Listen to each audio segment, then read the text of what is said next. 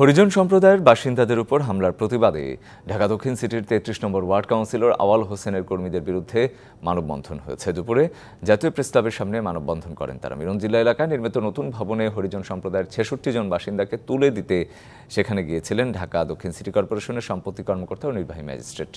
একই সময় স্থানীয় কাউন্সিলর আওয়াল হোসেন তার কর্মীদের নিয়ে সেখানে যান। নির্বাহী ম্যাজিস্ট্রেট মনিরুজ্জামানের সঙ্গে কাউন্সিলর ও তার কর্মীরা কলোনির ভেতরে প্রবেশ করতে চাইলে হরিজন সম্প্রদায়ের লোকজন কাউন্সিলরের কর্মীদের ভেতরে প্রবেশে বাধা দেয়। এক পর্যায়ে দুই পক্ষের ধাক্কাধাক্কি শুরু হয়। এ সময় কাউন্সিলরের লোকজন হরিজন সম্প্রদায়ের বাসিন্দাদের লক্ষ্য করে ইট পাটকেল ছোড়ে। এই ঘটনায় হরিজন সম্প্রদায়ের বেশ কয়েকজন আহত হয়।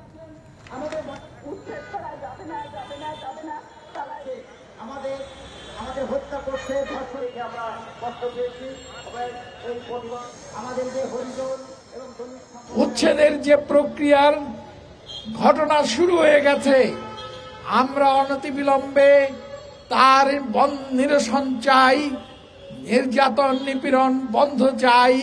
এই দেশে যারা দীর্ঘদিন ধরে ভূমিতে বসবাস করছে তাদেরকে কোনোভাবেই উচ্ছেদ করা যাবে না। নগদের কাছে সব গ্রাহকই প্রিয়, তাই তো সারা দেশে ক্যাশ আউট চার্জ সবচেয়ে কম।